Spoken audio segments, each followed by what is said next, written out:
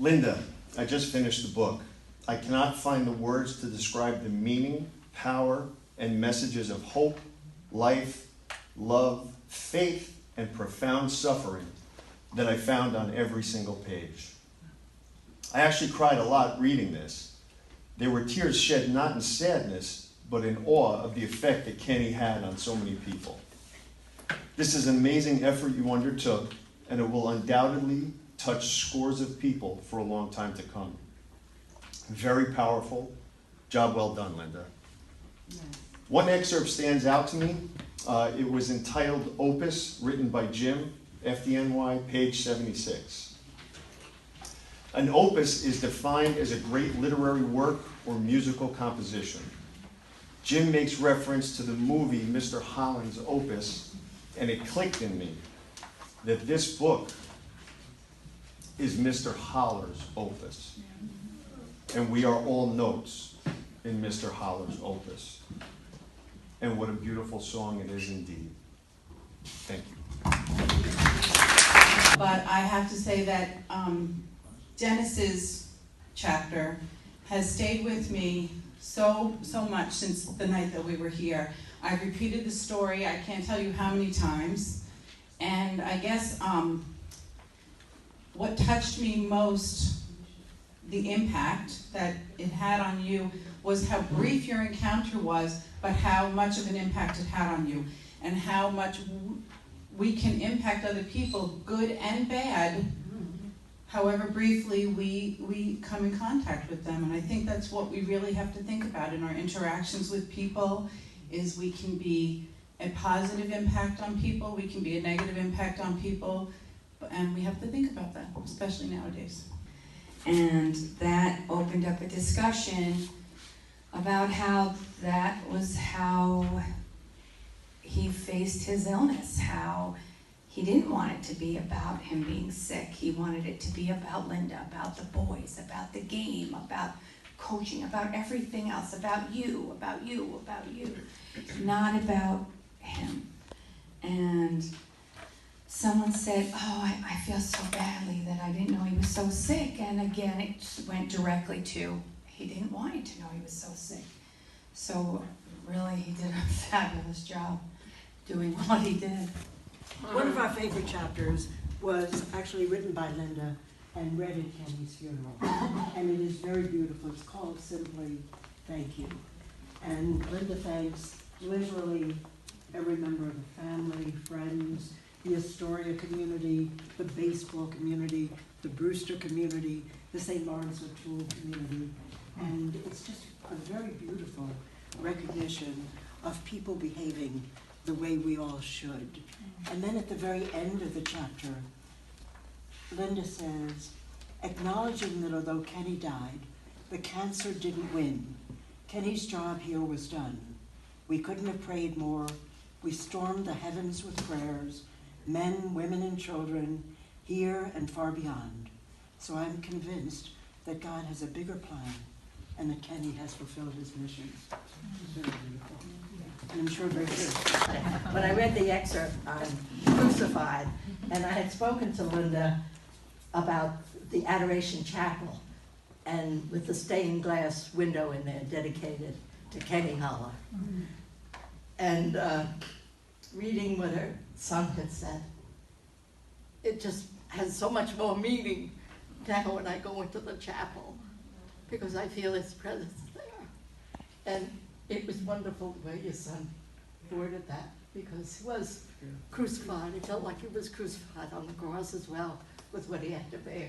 About Colin and Timmy, about how they both, it was a struggle at first, but then the good memories are really what floated out of that. The bad memories sort of dissipated as time went on, and the good memories came to the forefront. But I think the most important chapter is about Redeemer, where Kenny was, he was doing redemptive suffering, and it's a chapter that touched me because I've been struggling to understand what that really means. And she put it in just plain, Lynda put it in just perfectly plain words about what it really means to redemptively suffer through your struggles. And I think it's the most important chapter in the whole book, and the most important message. My favorite chapter was Tim, what he wrote on Dad. And the thing that kept coming out at me was that it was the little things that even sometimes went unnoticed, but to him, after he considered his life with Dad, that those made a big impact on him. And what I wrote was that the small things you do add up to big things to someone else that will leave a lasting impression. And I thought that was really profound. Providence, how you met. And I'm not from Astoria, but I'm a Queens girl, so it's all the same language.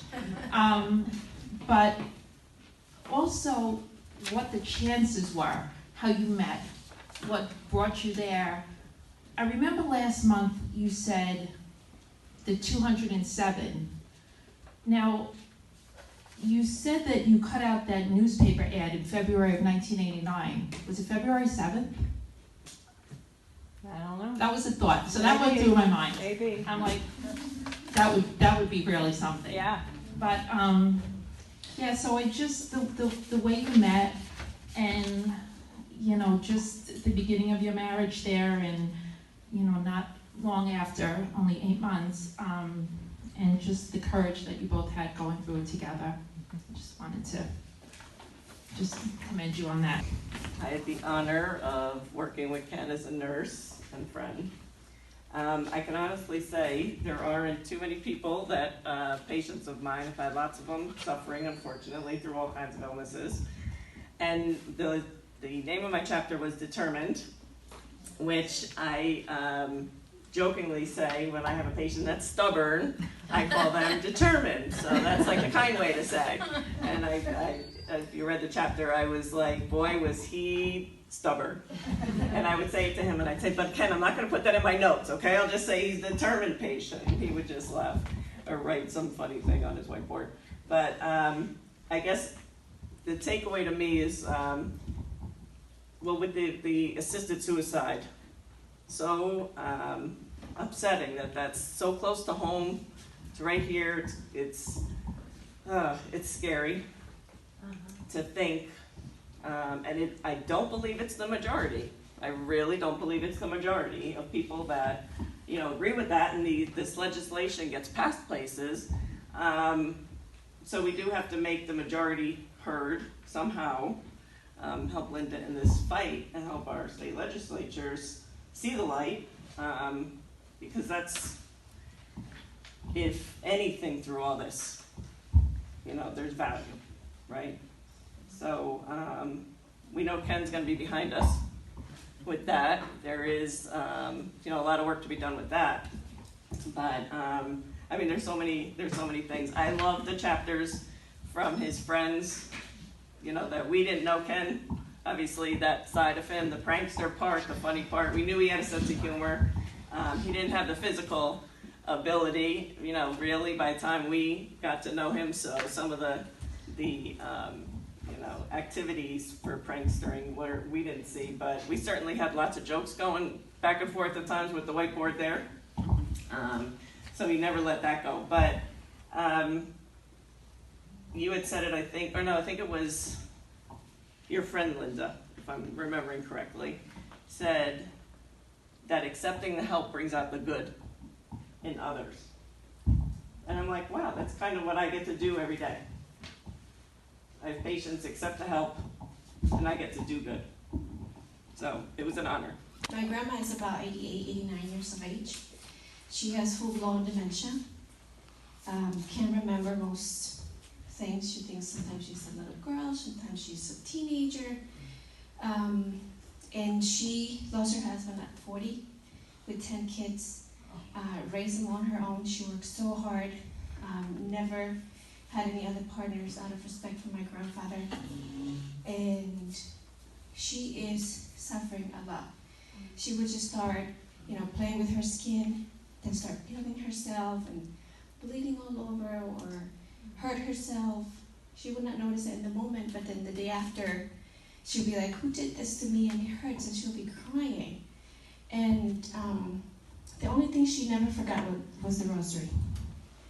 When she sees the sun coming down, she'll start praying her rosary. And the doctor says that that's because of daily repetition through decades, and is saved in such a separate place in her brain that it was not affected. But he also said it is a miracle, and he never seen anything like it.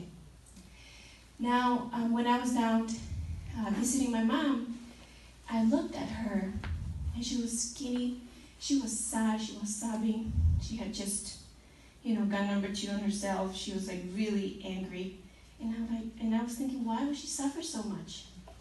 She's been a great, beautiful, holy woman her whole life.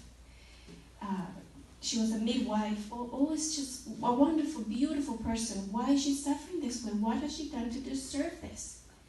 And then she's suffering, and why, I was just asking myself all these questions. But then with the weeks passing by, I realized that her suffering was helping my mother, because my mom was caring for her. Every morning my mom had to say a prayer before going to her room, because you'll find it a mess with all kinds of things that I don't even want to describe to you. So my mom had to be gentle and loving and patient, and my mom was not a woman that was gentle and patient and loving. If I did something wrong as a kid, it was just smack you across the face and out you go. So to see my mom growing in virtue through caring for her own mom in such a way was a clear example of how my grandma was serving as an instrument in God's hand through the end of her days. For God's sake, she's almost 90. She is completely gone, but God can still use her to sanctify my mom. And for me, that's just a perfect example, just like we have with Kenny, of using suffering to sanctify either that person or those who are caring for that person. So that's number one, my first point. And the second is about the value of life and what Lynda said about us trying to be in total control of our pain. And when do we deserve to have control to stop that pain and ask to be helped to kill ourselves? And one thing that really struck me was that from the first pages to the middle pages to the end of the pages in the book, Kenny was the same. I never met him. I wish I met him. I think he was a great person. What a great man, a great husband, a great father. He was just awesome. And his awesomeness did not diminish because his body was not responding to him anymore.